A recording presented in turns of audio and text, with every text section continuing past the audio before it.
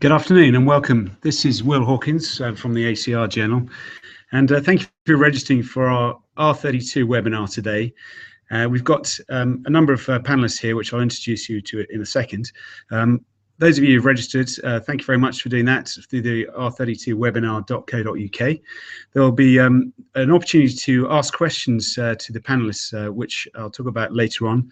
But in the meantime, in the next 40 minutes, we're going to talk to you about R32 refrigerant, in terms of the refrigerant, the kit, and the tools around it to help you understand and prepare for R32 refrigerant.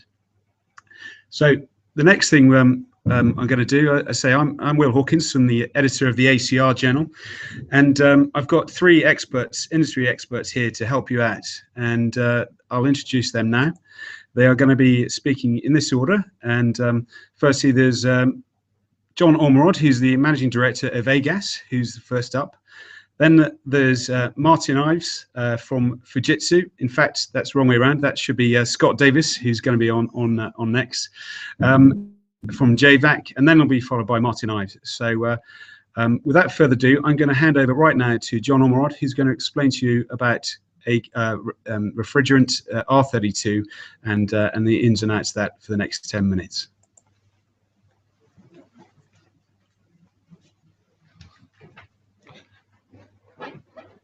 Right, thank you, Will. I'm going to talk about R32 from a gas supplier's perspective, and the other two panelists will talk about it from an equipment perspective and from an air conditioning product perspective. I guess the first question on everybody's mind is why yet another refrigerant? Those of you that have studied the F-gas regulation in detail would have spotted this little piece under the equipment bans table right at the bottom, where refrigerants with a GWP above 150 will be banned in small split air conditioners from 2025. So this gives a problem for most equipment at the moment, which is 410A. 410A has a GWP of 2088, which puts it well above that limit. If we look at R32 in a little more detail, the first thing to point out is it is a very low GWP refrigerant. It is a GWP of 675, which puts it at about a third of the level of R410A. From an equipment supplier perspective, Fujitsu and many of the other air conditioning manufacturers, R32 is their preferred replacement for 410A. There are a number of reasons for this. It uses very similar technology to 410A. In fact, those of you that are familiar with 410A in a bit more detail will know that R32 makes up 50% of 410A. R32 on its own also provides improved cooling capacity and is more energy efficient than R410A. If we move on to the physical properties of R32, it ticks a lot of the boxes that we would look for in a typical refrigerant. It's non-toxic, it's got excellent thermal properties. The pressures are very similar to 410A, slightly higher, but from an engineer's perspective, if you're using analog gauges, you're barely going to spot the difference. R32 has quite a high volumetric capacity, which means it's very efficient at cooling. That means smaller compressors, smaller heat exchangers, and smaller pipe sizes. It's also got a fairly low boiling point of around minus 52 degrees Celsius. This means we will probably see it in refrigeration applications in time because it is quite a useful refrigerant for low temperature work. It's odorless as well. Probably the only negative issue with R32 is this issue of flammability. It's mildly flammable. Now, if we talk about flammability in a little bit more detail, flammability is typically viewed by legislation as being black or white. There's sort of no grey area in between. And R32 really does fit into a bit of a grey area. If we look at all the legislation that surrounds flammability, there are a few areas that you need to be aware of. Firstly, for transport purposes, R32 is viewed as flammable. There's no it's not distinguished between how flammable it is sorry, let me start that again. Mild flammability is not a category under transport legislation. It's either flammable or it's not. So R32 will be classified as class 2.1, and under ADR you'll have to treat it as flammable in much the same way you do for propane and propylene. When it comes to the design and construction of refrigeration systems, the EN 378 regulation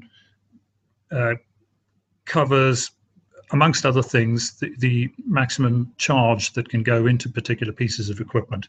And here it's treated slightly differently because the lower flammability limit comes into play. I'll talk a little bit more and use a specific example under EN 378 to show you the difference in charge sizes that you would have using R32 versus using a typical hydrocarbon refrigerant like propane.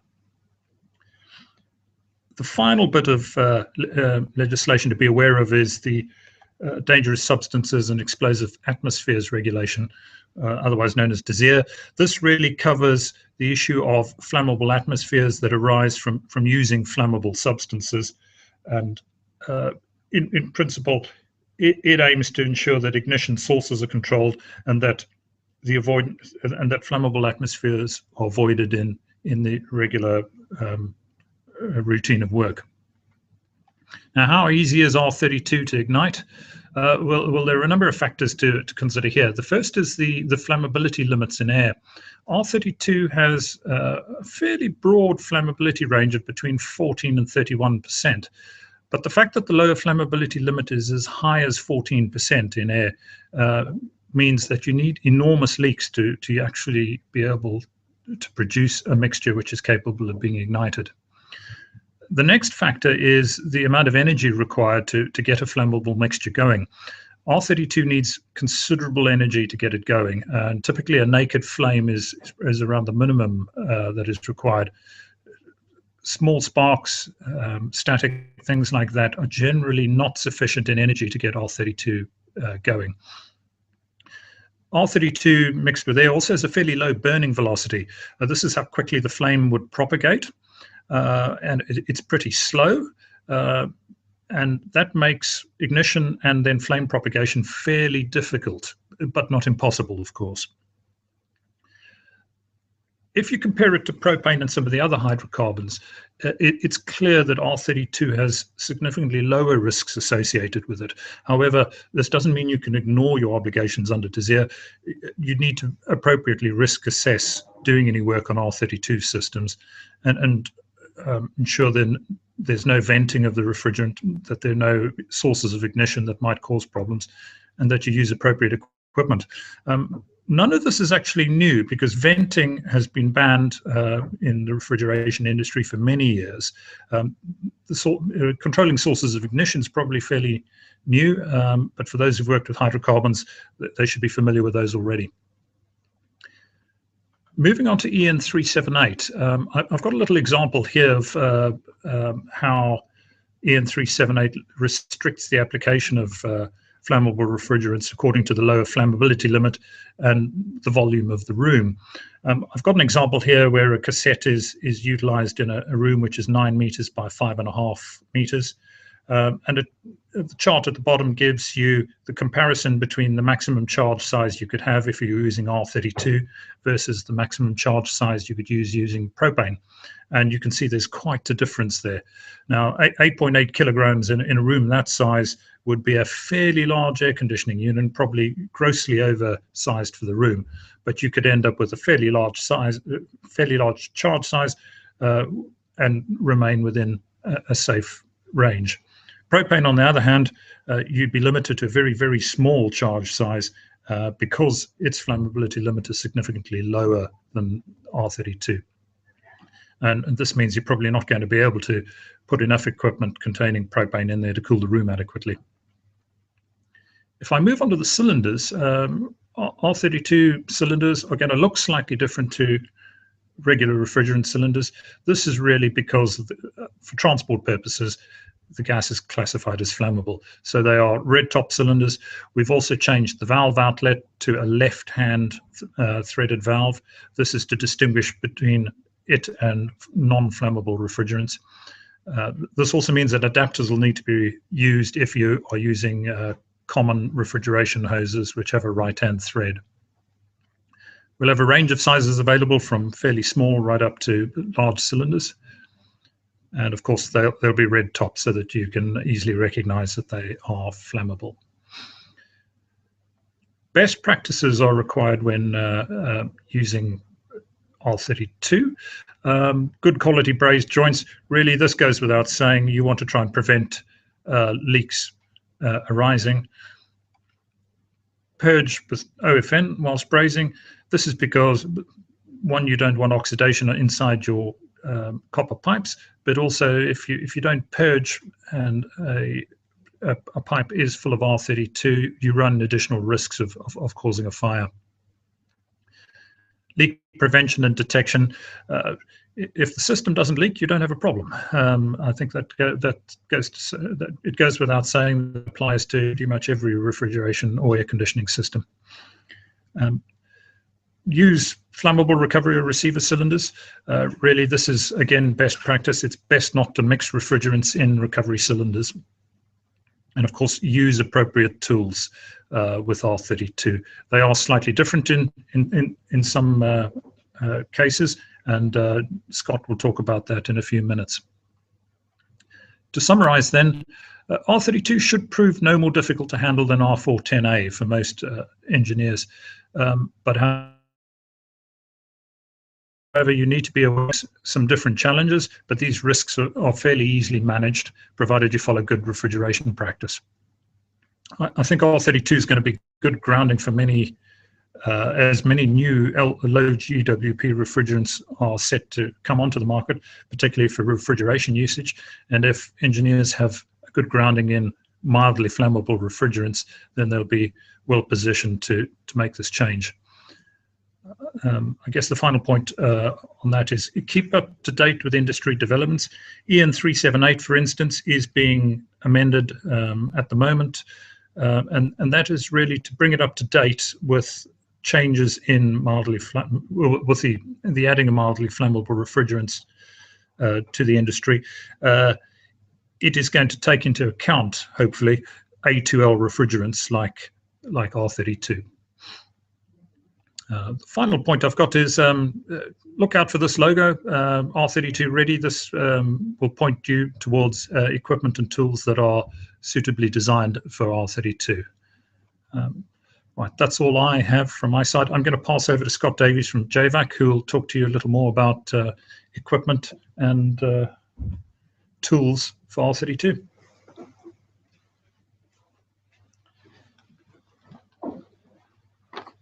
Thank you, John.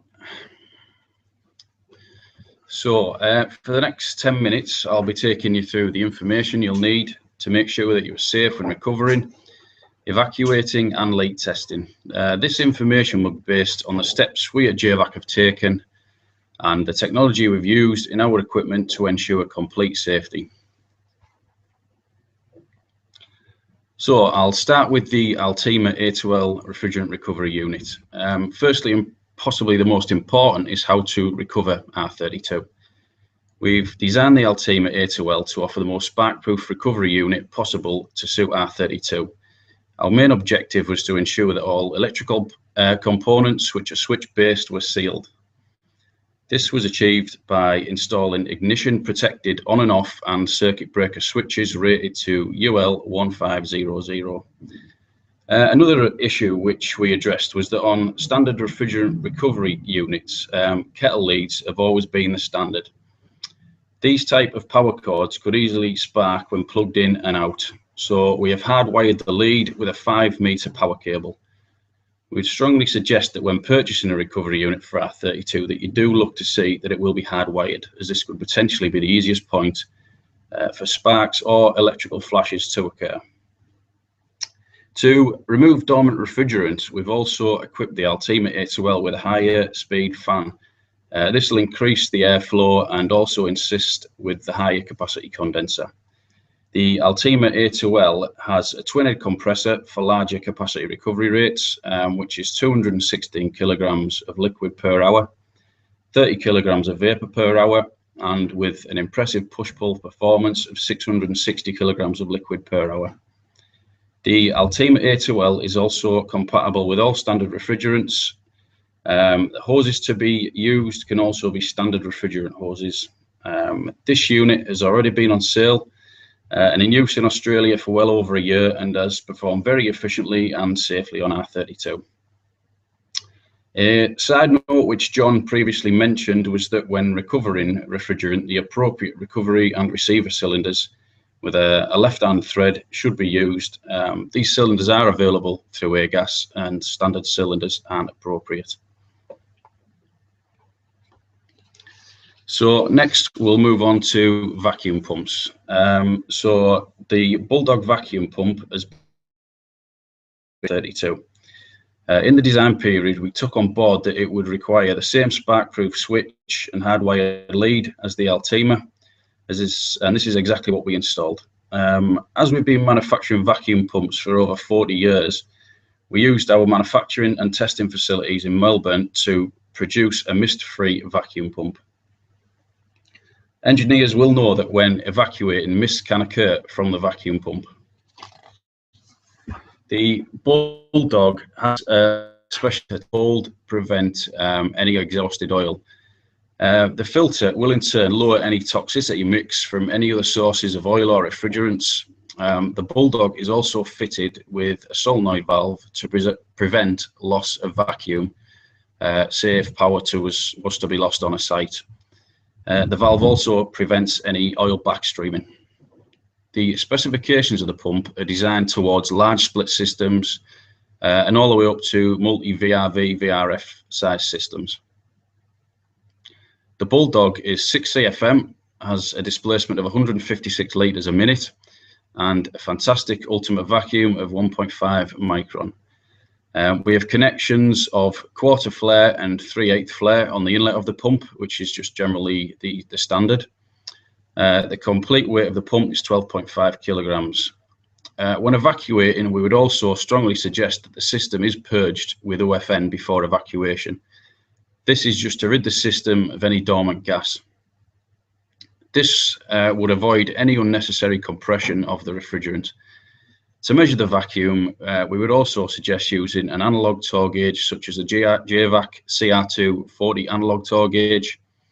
We suggest this as the analog gauge has overpressure valves in case of contact with the refrigerant. The analog gauges can generally also be dismantled and cleaned of all contaminants where any oil or debris to reside inside of the gauge. Again, standard hoses can be used for evacuation. So leak detection. So we have the Gasmate, and the JVAC Gasmate has been the best-selling ATEX approved spark-proof leak detector for the past 5 years. The Gasmate has previously been used with popular Airgas detection product tracer gas, as well as many common industry flammable hydrocarbons, for example R600 and R290. The Gasmate has been specifically designed towards flammable refrigerants market, with R32 now in the industry. The Gasmate is ready and waiting. The ATEX approval on the Gasmate covers EN 60079 and EN 60079-15. This makes the Gasmate compliant to use in explosive gas atmospheres. So for using leak detectors for R32 and hydrocarbons, we highly recommend that ATEX approval should always be the standard.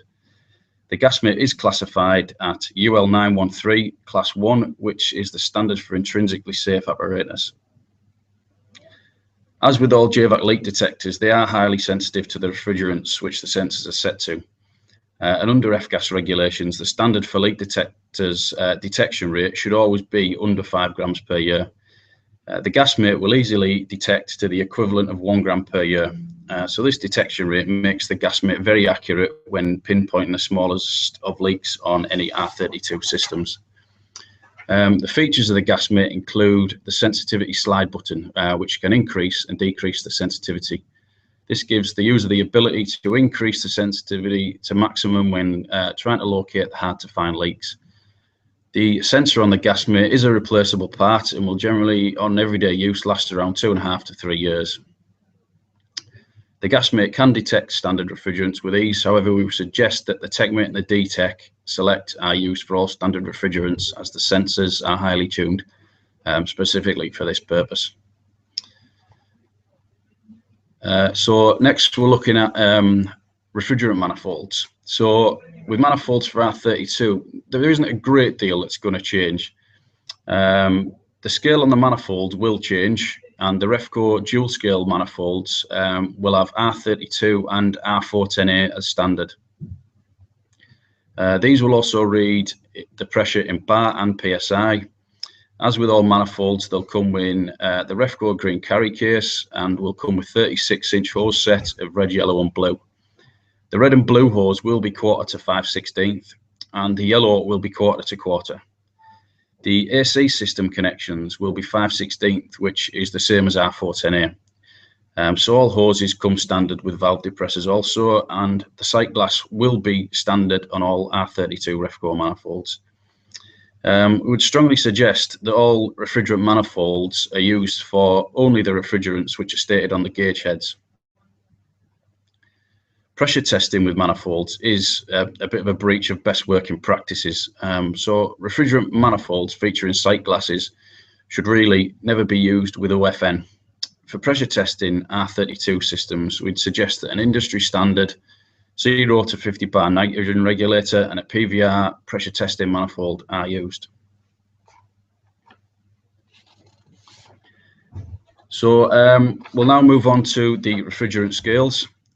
So for refrigerant scales, we would suggest that to eliminate any potential spark, basic battery powered scales would be suitable. The main type of scale to avoid if possible would be the 240 volt powered scales, as if cables can become trapped or split, there is a potential for sparks there. This year at JVAC, we've brought to the market the WaveTech HD wireless Bluetooth scale. This app-based scale will be better suited to use with R32, as the range of the scale to the smartphone is 30 foot.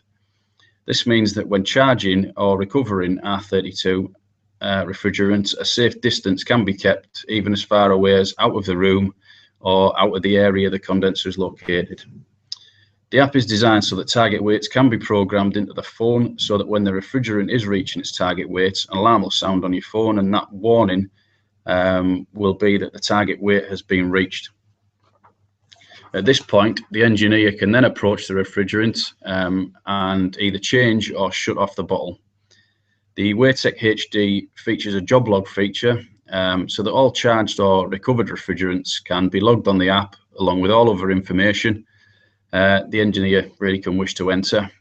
This in turn can then be emailed to the customer or office, and the refrigerant log for that specific R32 bottle can be tracked and logged.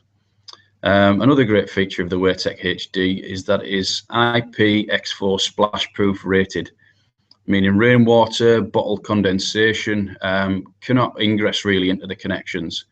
As there is no handpiece attached to the scale, this also prolongs the life of the scale, and this has generally been the first point of rainwater ingress. As John also mentioned, that for R32 bottles, AGAS has specified a different bottle adapter from the standard refrigerant bottles. The bottle adapter for this has been tested and approved by AGAS on R32 bottles. These adapters are a female left-hand thread with a 1/4 male flare connection. The specified gasket is a white Teflon gasket, and these bottle fittings are now available at wholesaler level. So that really sums up the complete range available from JVAC. If you need any further information or any of the mentioned products, please visit our website or also call me directly, and I'll be happy to assist with all questions. So thank you very much for listening. I'll now pass you over to Martin Ives of Fujitsu General.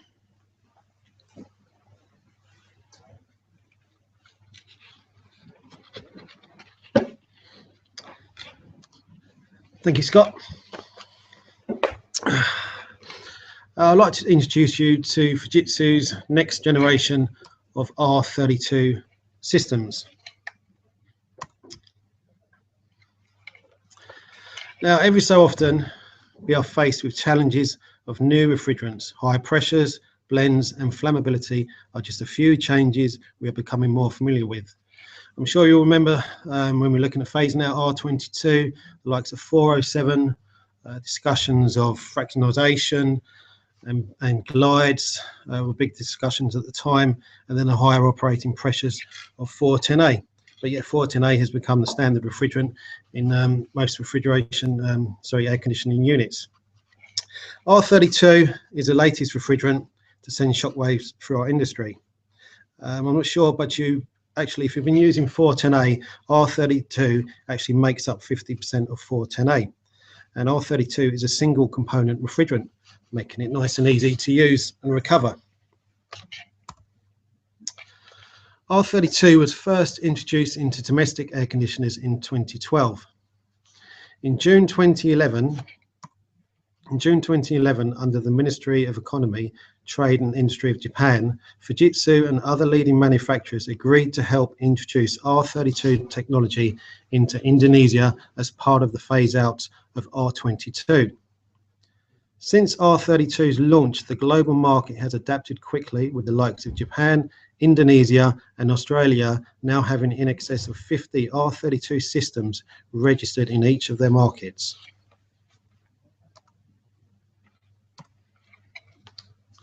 Success in Australia and New Zealand since 2013. Since launching in 2013, Fujitsu Australia have sold over 250,000 R32 systems and trained approximately 3,000 customers on R32 products. There were challenges to overcome when the product was first launched in the market, with methods and refrigerant availability. Fujitsu's focus is now with products up to 14 kilowatts now being available.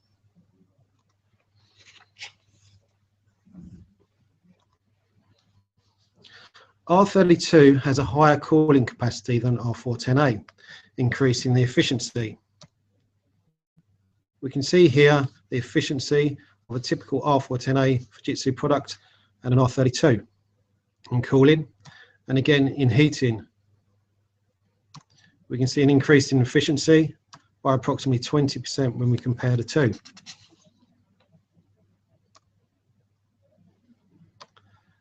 The greater cooling capacity of R32 reduces charging volumes by approximately 15% compared to 410A. The of R32 is smaller than 410A. Therefore, as the GWP is measured in kilograms, the environmental impact from the refrigerant system is less than suggested by the GWP.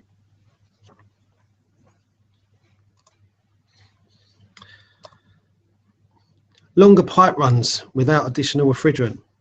A typical R410A 2.5 kilowatt Fujitsu system has a pre-charged amount of 850 grams, achieving a maximum pipe length of 15 meters. To achieve a pipe length of 20 meters, an additional 100 grams of R410A must be added, with a total volume of 950 grams. If we look at the same capacity system on R32, the system has a pre-charged amount of 850 grams and achieves a maximum pipe length of 20 meters. Therefore, there's no additional refrigerant required, and yet we get a longer pipe run.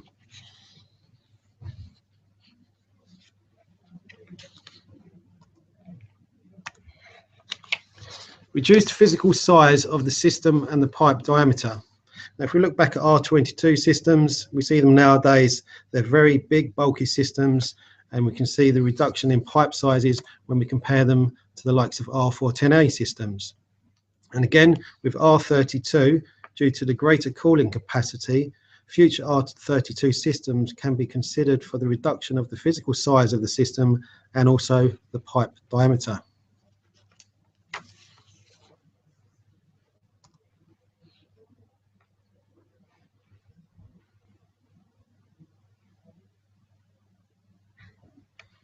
R32 and R410A have similar characteristics, meaning the product is almost identical. It's the same high density multipath heat exchanger, high efficiency DC fan motor in the condenser, large heat exchanger in the indoor unit, high efficiency DC of the indoor unit, DC twin rotary compressor. So therefore, the R32 product is almost the same as the 410. We may have an efficient product looking at 410 or R32 systems, but if we're not controlled, we may as well just leave the system running and then forget about the running costs of the product. But simply looking at the likes of PIR sensors, motion detection, we can reduce the running costs of the system, making them even more efficient. Or we can look at hotel key card entry systems by simply turning on and off the system or reducing their set point to make them more efficient when they're not in operation.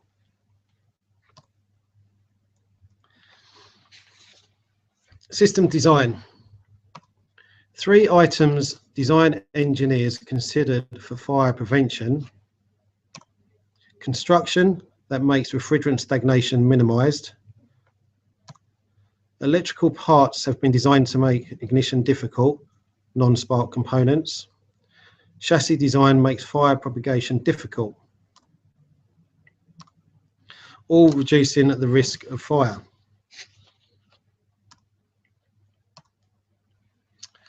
The compressor itself is Fujitsu's high efficiency DC inverted compressor using POE oil similar to 410A. So unlike R22 using mineral oil, R32 uses POE oil similar to 410. However, due to the increased acidity, and also the higher discharge temperature, the grade of the oil is slightly different to 410A.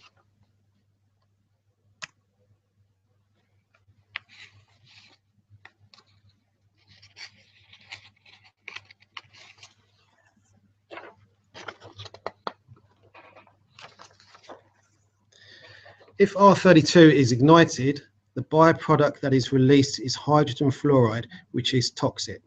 The same danger exists with 410A or any fluorinated refrigerant. The way to prevent this product from being formed and released is to use oxygen-free nitrogen, OFN, at all times when brazing.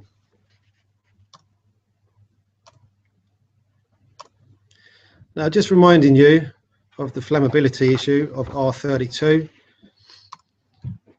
R32, even if ignited, the flame propagation speed is slower than the speed of a person walking. We can see there the speed of a person running at 2.5 miles per hour, but the combustion speed of R32 is 0.1 miles an hour, meaning the risk of fire spreading is very low.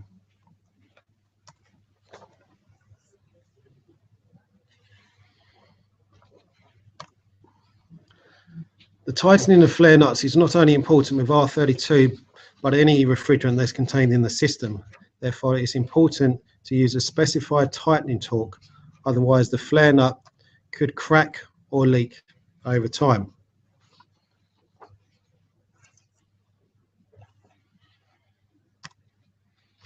Like R410A, existing pipework can be reused. As long as the pipework is free from defects and contamination, insulated on both lines, and the pipe wall thickness complies to our guidelines, you can consider reusing the R22 pipework. However, capacity and efficiencies can be reduced when the standard pipe sizes are not used. Now the big question, when? When will we see the Fujitsu R32 products in our market? Firstly, we need to educate and inform the end users and the contractors the benefits of R32, preparing them for the launch of the R32 product. So they need to be aware of the lower GWP and the higher efficiency of the product. Then we need to look to train the contractors and the service engineers, making them comfortable with the different tools they're using, recovery machines and vacuum pumps, giving them time to purchase this equipment, and also making them confident to work on the product. We will be introducing R32 training courses later this year. And then finally, we see the product arrive into our market. Fujitsu are expected to announce products later this year, early next year. I'd like to thank you for your time, and I will pass you back to Will.